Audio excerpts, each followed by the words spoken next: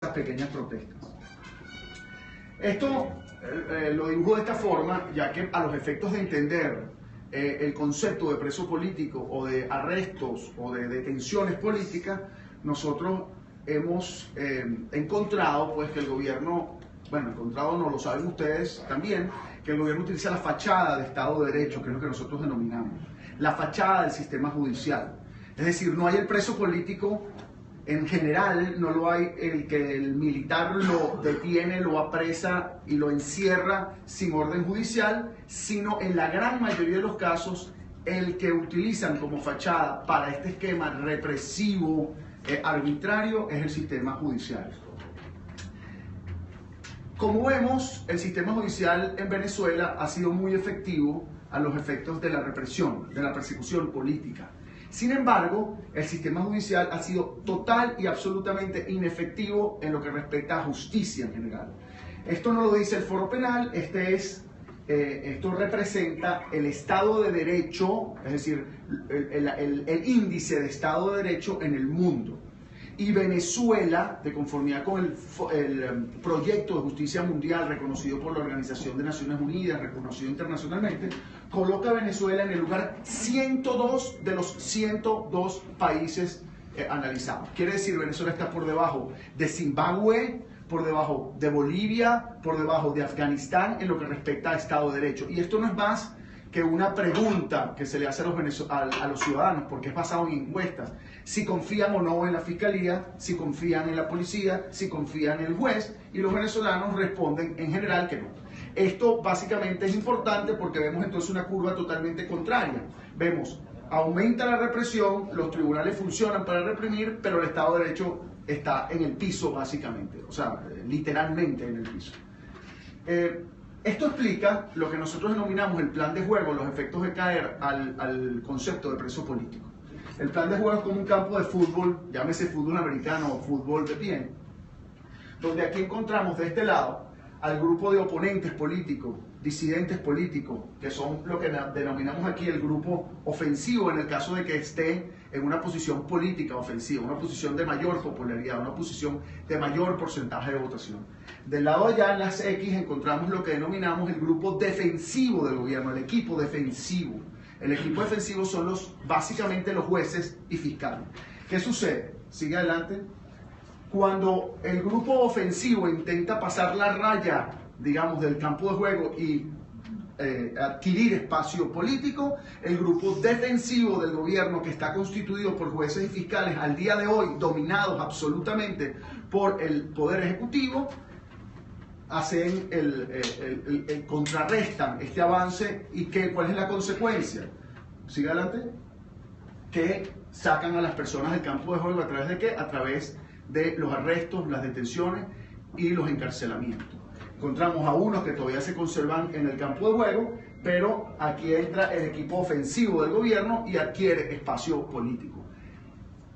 Es un poco más complicado que esto, sin embargo, lo que tratamos aquí de explicar es que el fin del preso político, del arresto y de la detención es eliminar a los disidentes y a los oponentes del campo de juego político que así denominamos. Encontramos personas que ustedes, la mayoría conocen, y ustedes dicen, ¿quién es esta? Bueno, Zairán Rivas, una estudiante universitaria de 21 años, presa por 130 días. Es decir, no es un dirigente político, no es un político, es un estudiante, una mujer, etc. Muchachos como este de 14 años de edad, detenido en el 2014, que ustedes preguntan, ¿y por qué? ¿Cuál es el objetivo? Eso lo vamos a explicar ahora, sí.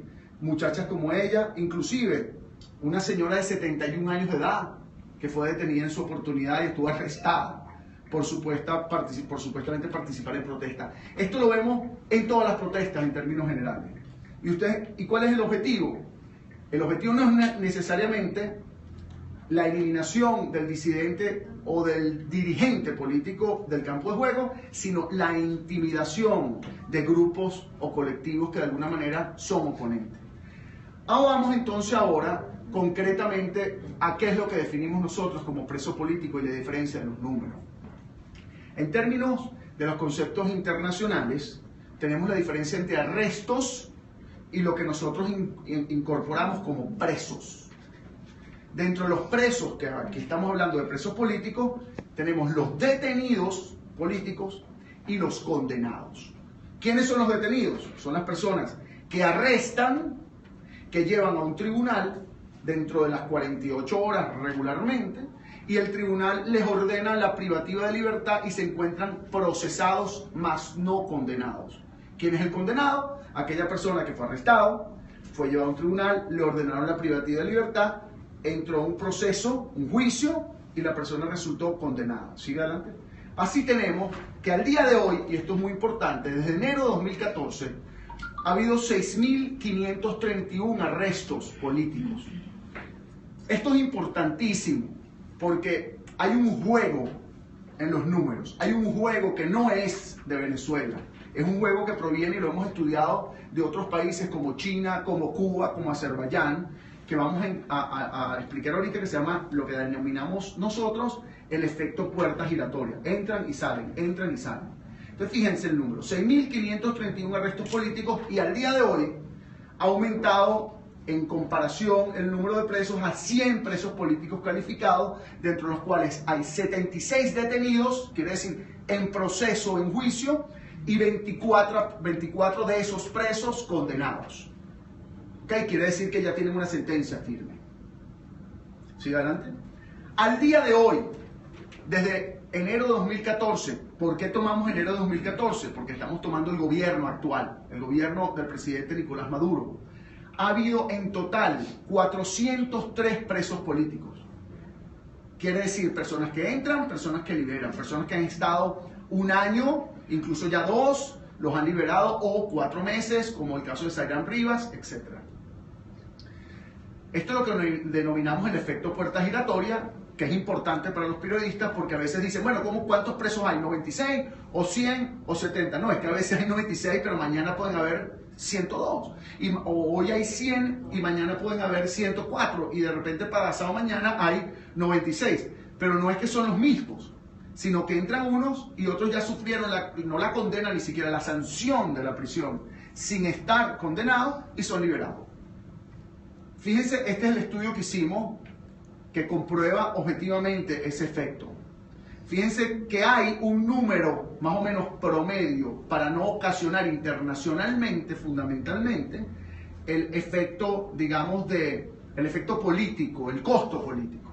Si nosotros vemos este número, que lo tomamos de febrero de 2014 hasta ahora, vamos a ver que empezó un número de detenciones muy altas de presos, y luego se ha mantenido el promedio, es decir, entran y salen de aproximadamente entre 80 y 100. Al día de hoy estamos en un promedio mucho más alto de lo regular. Pero repito, no se trata de 100, se trata que hay de 6.531 personas intimidadas, presas, incluso muchos de ellos torturados, de 403 presos que han estado encerrados realmente, y de un promedio que juega entre 80 y 100. Solo en el 2016, esto es importante porque en el 2016 estamos llegando más o menos a los mismos términos, a los mismos esquemas de represión del 2014, cuando había manifestaciones en todo el país y eran constantes. Al día de hoy hay 2.436 arrestos de carácter político solo en el 2016, y solo en el 2016 ha habido 34 presos políticos. Lo interesante de esto no es solo el número, porque usted dice, bueno, 34. Recuerden que estamos hablando de 403 en total, de 100 al día de hoy. Quiere decir que ahí contamos, por ejemplo, todavía a los policías metropolitanos, que vienen desde mucho antes. Pero hay que recordar que los policías metropolitanos, que cuando llegó el presidente Maduro al poder, había solo 11 presos políticos. Y al día de hoy hay 403. Es decir, si lo hablamos de porcentaje, estamos hablando básicamente de un 20%, de un 200, no sé, de un 2000% de aumento, no sé. Adelante. Fíjense, arrestos políticos y presos políticos. ¿Por qué es esto? Fíjense el transcurso del año. Hasta mayo, que comienza el supuesto diálogo que viene Rodríguez Zapatero a Venezuela, habían 311 arrestos políticos. En mayo, de mayo al día de hoy, del total de 2.436, hay 2.124. Si a nosotros, si lo hablamos objetivamente, no subjetivamente con base en lo que podemos pensar, el supuesto diálogo y la supuesta venida de Rodríguez Zapatero, más que reducir la represión, la ha aumentado. Y ustedes se preguntan, ¿por qué? Bueno, fíjense ahora esto. En cuanto a presos políticos, hasta que llegó Zapatero habían 3 en el año, de los 34. Cuando llega Zapatero, se aumenta en 31. Y ustedes dicen, ¿por qué? Bueno, porque desde nuestro punto de vista, los presos políticos quieren ser utilizados como fichas de negociación. Y si nos preguntan ahora, ¿qué significa la reducción de la represión? Significa que no se detengan más personas. ¿Y qué significa la reducción de presos políticos? No es 100 menos 1, es 100 menos 34 o 31 al menos. Me lo cuentan con los 31 que me apresaste, y de ahí comienzas a reducirme. Ahí es donde es la reducción matemática real. Si no, lo que estás haciendo no es liberando personas, no estás reduciendo el número de presos, es todo lo contrario. Lo que se ha venido haciendo luego del diálogo es aumentando el número de presos para entonces poder liberar a los que se consideren y dejar a los otros que de alguna manera pueden considerar que no van a liberar probablemente jamás. Con respecto a la definición de preso político, la gran pregunta, bueno, pero ¿por qué definen ustedes 100, no 101, no 109? ¿Por qué se toman tiempo en eso? ¿Y por qué a lo mejor podemos no considerar una persona hoy y otra persona mañana? ¿Por qué no consideramos, nosotros sabemos todas las personas que están detenidas y conocemos todas las listas que hay? Y respetamos a otras ONGs que tengan sus calificaciones, pero nosotros tenemos un esquema de calificación que tenemos que hacerlo creíble a instancias internacionales. No es incorporar a alguien por decir, bueno, vamos a aumentar el número. No. El número se aumenta basado en estos 4 conceptos. Además de que no son arrestos, porque arresto político no es preso político, que es lo que pasó. Esta explica, no sé si ustedes recuerdan, un comunicado que hicimos hace poco, cuando la Mesa de la Unidad Democrática señaló que habían liberado a 28 personas. No sé si ustedes recuerdan eso, y nosotros sacamos como Foro Penal un comunicado diciendo que eso no era cierto.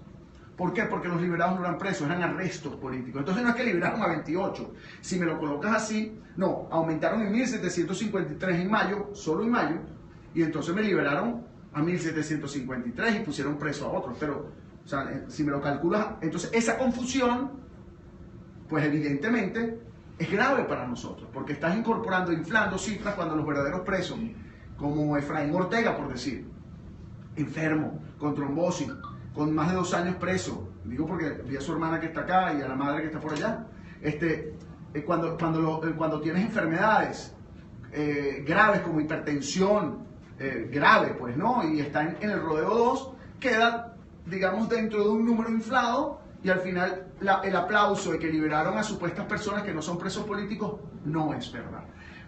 Pero ¿por qué nosotros lo decimos con esa propiedad? Porque ha pasado en Cuba.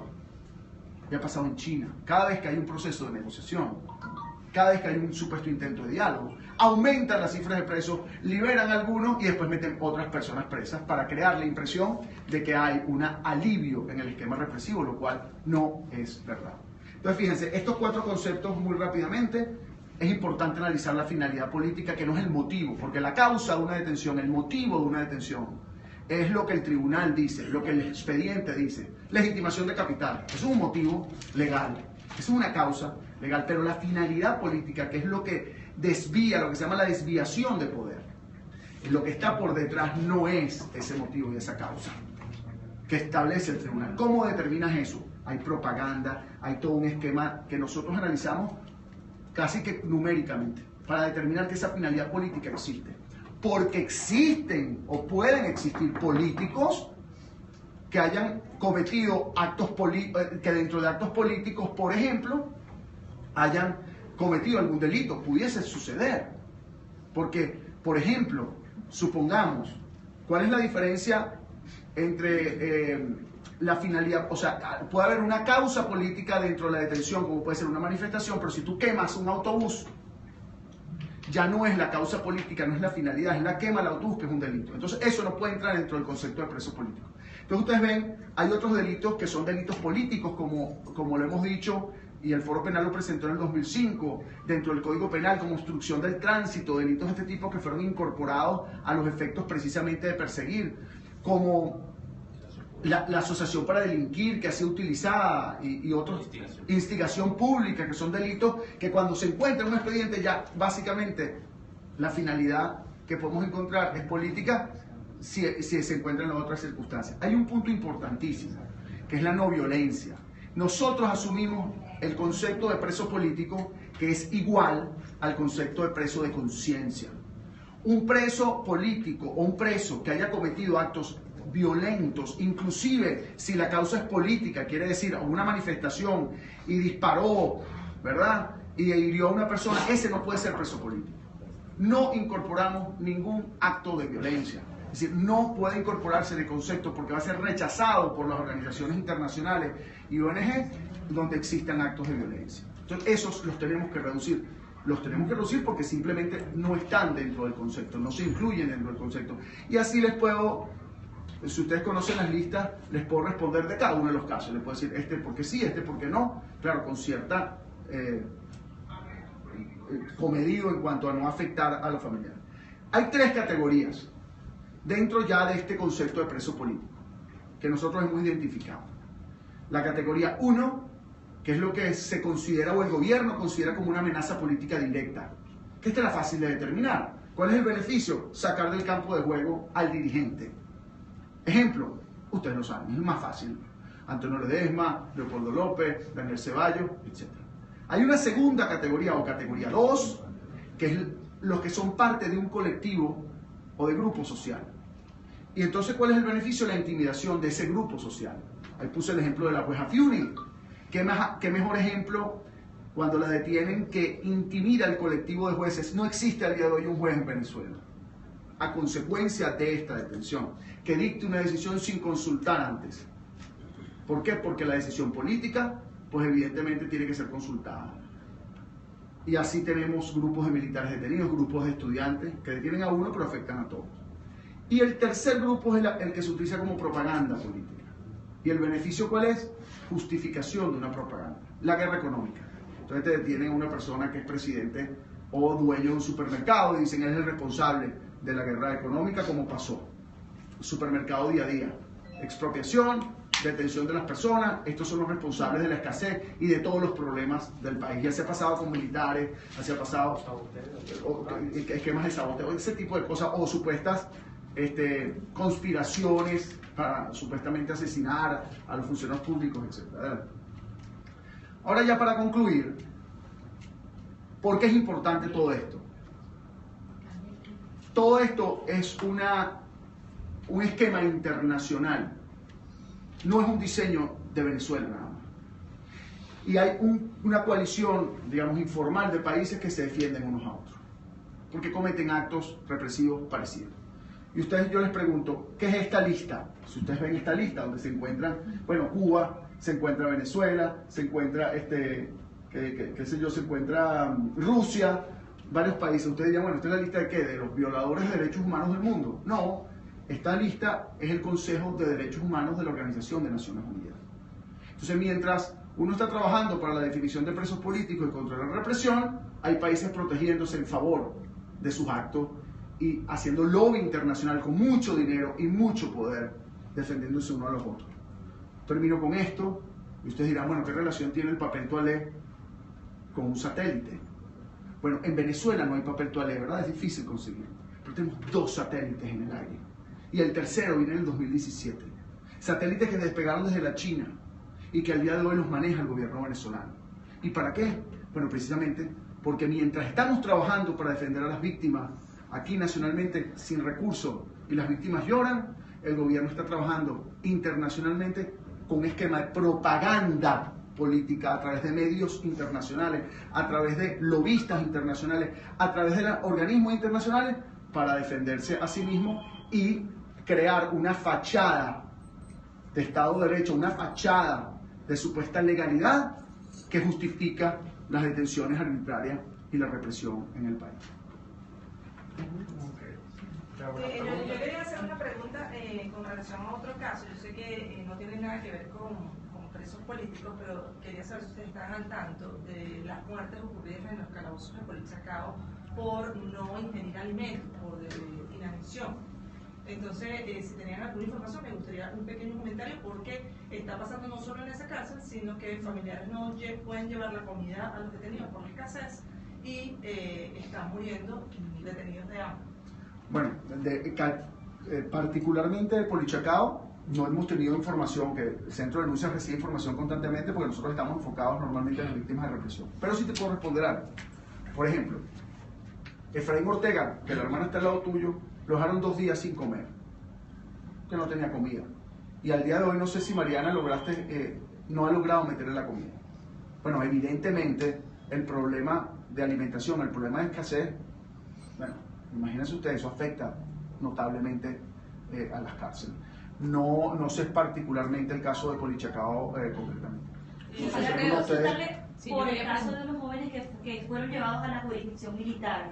Si ustedes manejan ese caso, tienen conocimiento, los que elaboraron el video sí. de primer... En ese caso son 4 personas que están incorporadas en la lista de presos políticos que nosotros incorporamos. Un caso evidentemente de violación a la libertad de expresión, y es un caso, si lo vemos dentro de lo que explicamos, de categoría 2, donde se utiliza a un grupo de personas para intimidar en este caso, el grupo global de productores de video, de personas que ejercen su derecho a la libertad de expresión. Sí, yo creo que es importante destacar en ese caso en particular que desde unos días antes a lo que fue la manifestación del 1 de septiembre, la represión fue especial y particularmente selectiva, y se focalizó en representantes, militantes o voluntarios de diferentes organizaciones políticas que todas comparten una característica común, que eran las organizaciones políticas, o son las organizaciones políticas que están proponiendo y apoyando el referendo revocatorio. En este caso, además de la violación clara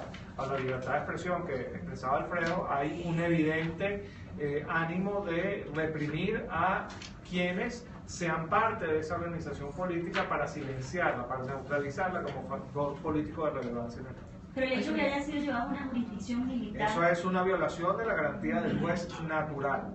Y se ha visto en muchísimos casos, casos tan antiguos como por ejemplo el de Francisco Uzón, que cuando fue llevado a la jurisdicción militar por participar en un programa de televisión ya no era militar, ya había sido dado de baja. Y eso ha ocurrido en muchísimos casos. Es otro de los mecanismos perversos que se utilizan para disfrazar de persecución legítima, de persecución legal, lo que es definitivamente una persecución política.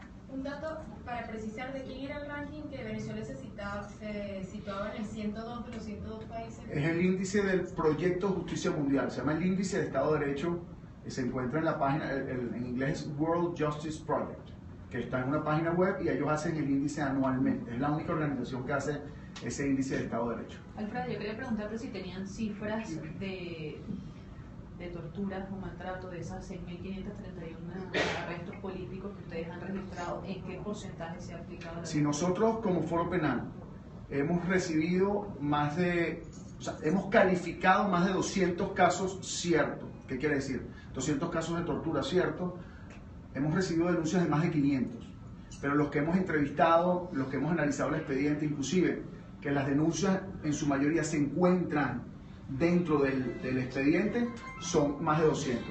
Vuelvo a hablar, así que el caso de Efraín Ortega, que la hermana y la madre están acá, tiene todo. O sea, Efraín Ortega llena todo: la detención arbitraria, el abuso, la tortura, y ella les puede contar un caso de tortura. Y ese caso que ustedes ven de ella de tortura, donde se utilizaron descargas eléctricas, se echaron golpizas, etcétera, que él ha denunciado y que llevamos en la Organización de Naciones Unidas, por cierto, lamentablemente se ha repetido en otras ocasiones. La pregunta es importante porque no tiene relación la necesaria preso político con tortura. Los arrestos políticos, o sea, las torturas y las golpizas se producen en la mayoría de los casos durante las primeras horas de detención, para conseguir confesión de personas, como pasó con el caso de Efraín, como pasó con el caso de Daniel Morales, muchacho de 18 años, pero también para como represalia, como sanción. Y hay otra cosa importante: la tortura y los tratos crueles. La tortura y los tratos crueles, inhumanos o degradantes. Gonzalo, vuelve a pasar otra vez el micrófono, por favor. Ok, disculpa. Hay otra cosa importante. La tortura y los tratos crueles, inhumanos y degradantes no son privativos ni exclusivos de los casos de persecución por motivos políticos. ¿Okay? La tortura como fórmula de actuación de los cuerpos de seguridad del Estado contra las personas que detienen en general es lamentablemente en nuestro país una regla. ¿Por qué el foro penal es tan acucioso con esto? Porque nosotros nos basamos básicamente en los casos de las personas que están dispuestos a denunciarlo. ¿Okay? Porque en esto también priva mucho el miedo. Hay mucha gente que sufre tratos crueles, que sufre tortura, pero cuando tú le preguntas, bueno, vamos a denunciarlo, así sea en instancias internacionales, te dicen, no, yo tengo miedo, no lo quiero denunciar. ¿Okay? Por eso podemos reflejar esa cifra de 200 casos, de más de 200 casos hasta ahora, pero hemos recibido muchísimas notificaciones adicionales. Disculpa que insista, pero ¿podrías describirnos exactamente qué es lo que estas personas han denunciado, estos 200 casos que ustedes han Depende registrado? de cada caso, pero hemos recibido denuncias de, por ejemplo, descargas eléctricas, golpes, privación, por ejemplo, de alimentos, privación de agua. Tortura blanca, lo que pasa en la tumba se denomina tortura blanca. La tortura blanca es una tortura que no implica necesariamente el golpear a una persona, sino el someterla a una serie de condiciones que definitivamente menoscaban su psique y que dañan definitivamente incluso hasta su aspecto fisiológico y su cuerpo. Por ejemplo, cuando tú a una persona la privas de la posibilidad de conocer cuánto tiempo ha transcurrido privada de su libertad, porque por ejemplo la mantienes recluida en una habitación con la luz prendida las 24 horas del día, que no puede saber cuándo es de día, cuándo es de noche. Eso genera una respuesta psicológica e incluso fisiológica, orgánica, que lo deteriora. Fíjate que ahí no es necesario que el funcionario le esté cayendo a batazos envuelto él en un colchón, pero eso es tortura blanca. Eso es una forma de tortura que ha sido reconocida incluso por los organismos internacionales y que lamentablemente se está aplicando en Venezuela en algunos casos.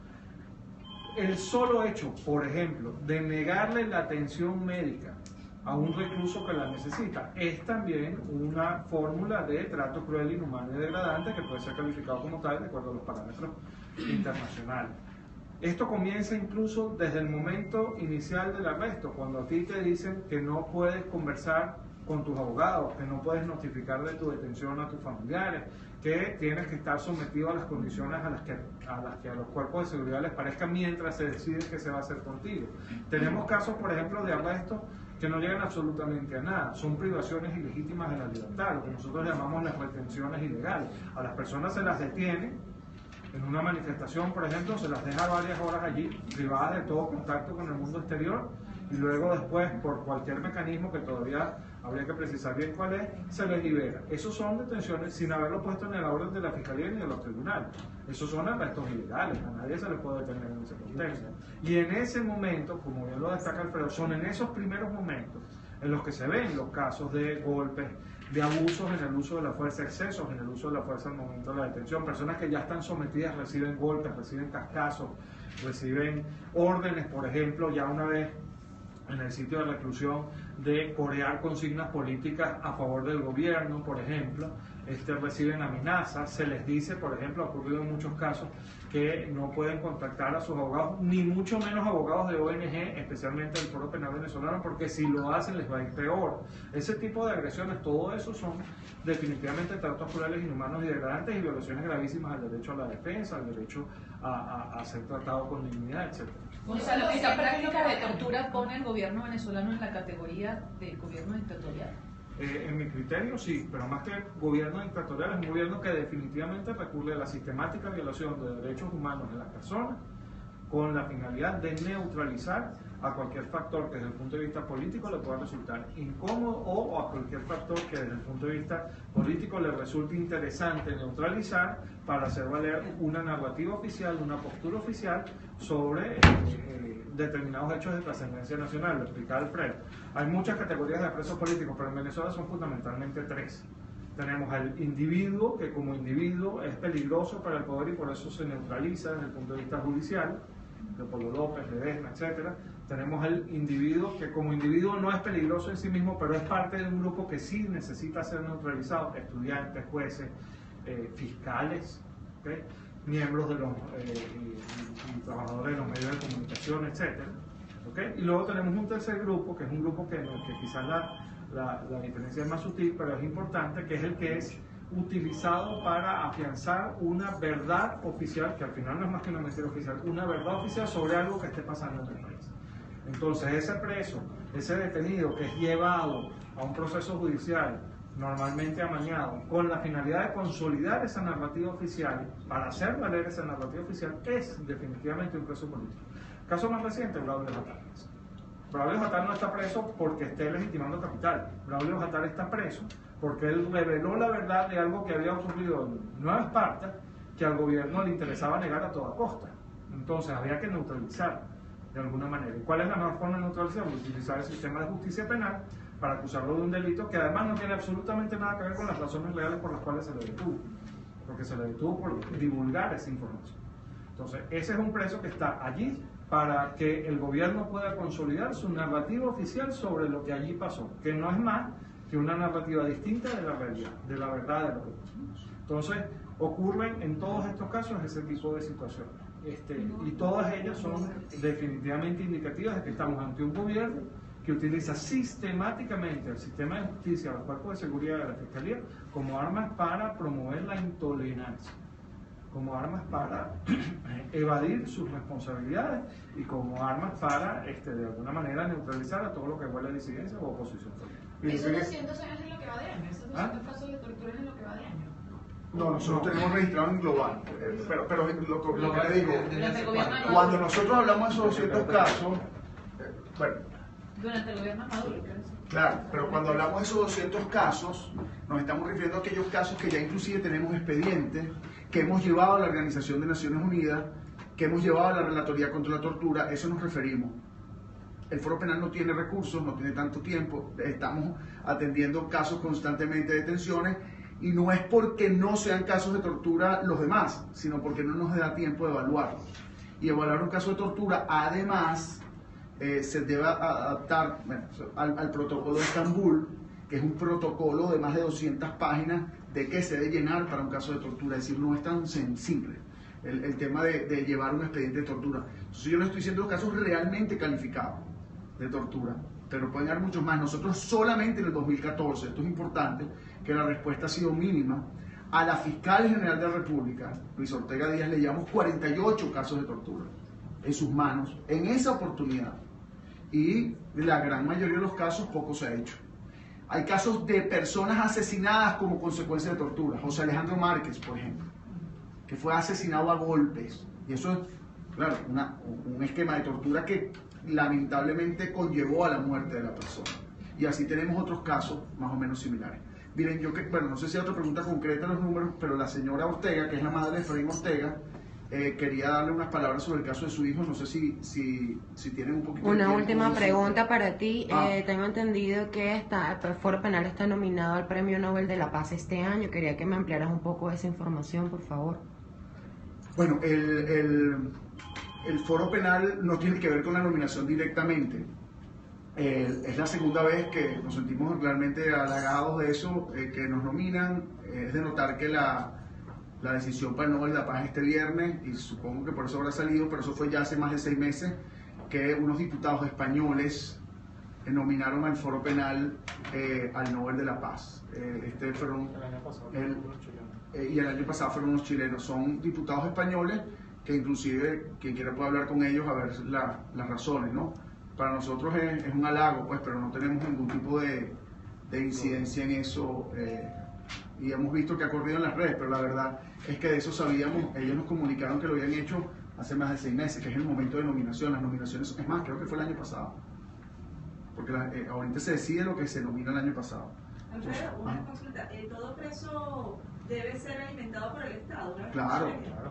Por favor. Alimentado, todo preso. El Estado tiene la obligación no solo de alimentar a los presos, de resguardar su seguridad, de garantizar su atención médica, médica en general, odontológica. Si algo le pasa a un preso en lo que respecta a sus condiciones de salud, el único responsable es el Estado, inclusive de garantizar que no lo asesinen los otros presos, que no lo hieran, no lo maltraten. Eso es claro, evidente, no solo legalmente en Venezuela, sino eso es base fundado en tratados internacionales, la Convención Americana de Derechos Humanos, inclusive la Convención contra la Tortura.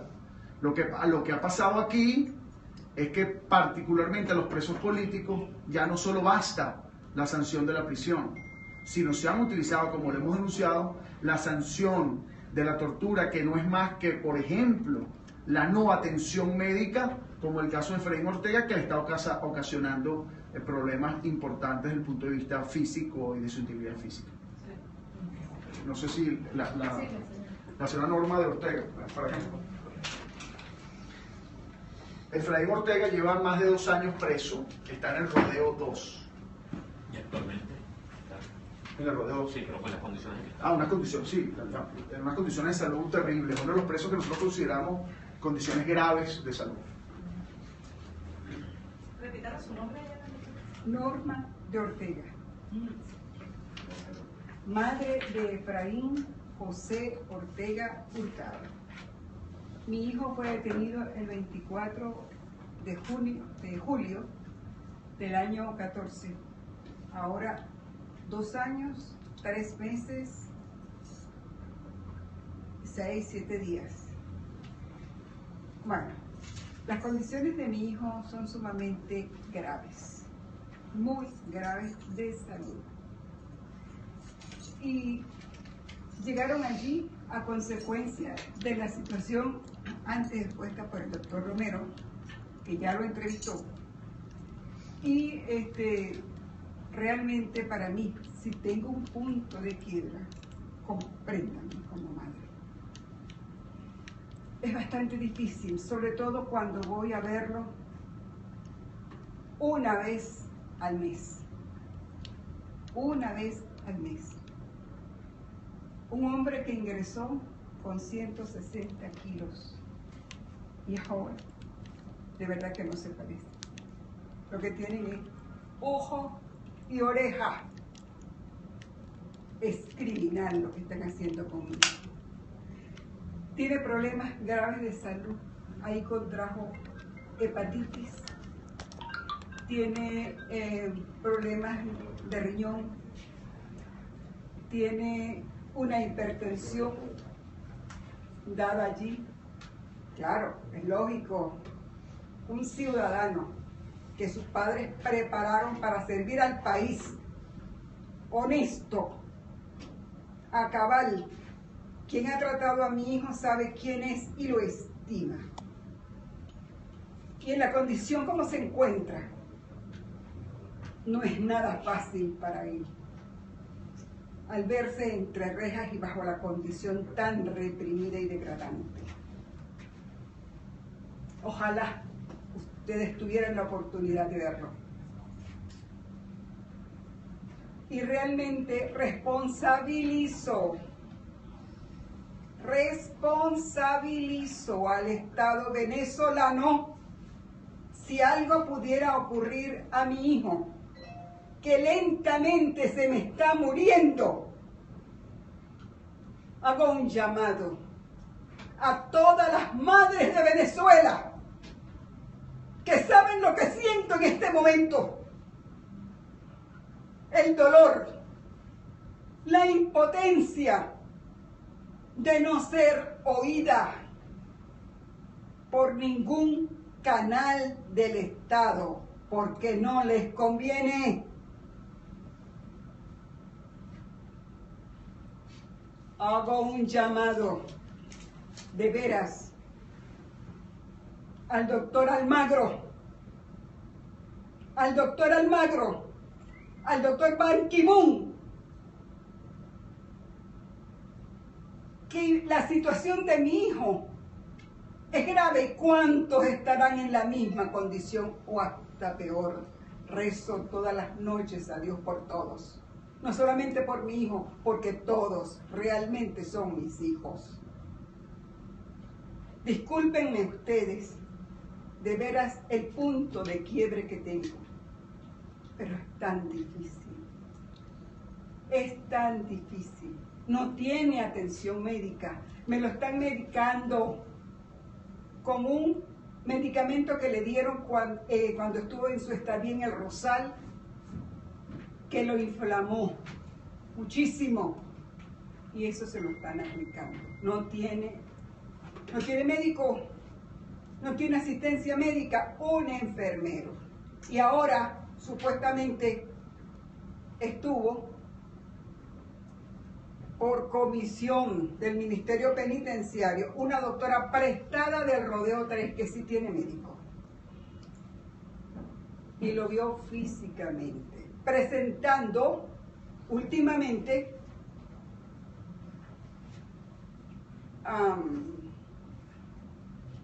¿cómo se llama, María? Una arritmia cardíaca, algo nuevo, un aditivo más. Por eso les digo que si algo le ocurre a mi hijo, el Estado venezolano es responsable. Y no habrá nada, nada, ninguna pena que me pague a mi hijo, que me devuelva a mi hijo. El defensor del pueblo, en una alocución en el Valle, no sé dónde, por allí, supuestamente pidió él, porque vio la foto, no sé qué es lo que vio de él, al Tribunal Supremo de Justicia una medida humanitaria, que supuestamente para el caso de él no va, porque no es enjuiciado. Y posteriormente, después de la matanza de Bolívar, yo esperaba su respuesta, lo excusaba, porque estaba allí, y de allí se fue a instancias internacionales, a un trabajo correspondiente a su desempeño. No sé quién le reclamó por la salud de mi hijo en esa oportunidad, y llamó a los medios de comunicación como Globovisión y volvió a pedir la medida humanitaria. No sé, que me disculpe el doctor, fui a verlo, no lo encontré a la doctora Padrino, muy atenta conmigo, agradecerle su gesto, pero ahí quedó. Y mi hijo sigue agravándose.